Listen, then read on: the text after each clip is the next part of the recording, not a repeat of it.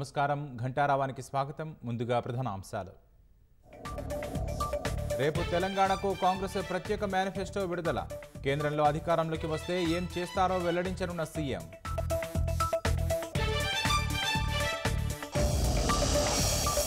ఎన్నికల ప్రచారంలో భాగంగా మరోసారి రాష్ట్రానికి ప్రధాని ఈ నెల 8, 10 తేదీల్లో బహిరంగ సభల్లో ప్రసంగించనున్న మోదీ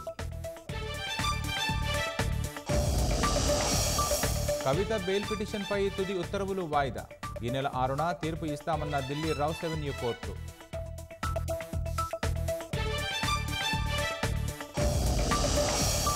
నేడు అమేఠీ రాయ్బరేలీ స్థానాలపై వీడనున్న ఉత్కంఠ పోటీ చేసే అభ్యర్థులను ప్రకటించనున్న మల్లికార్జున ఖర్గే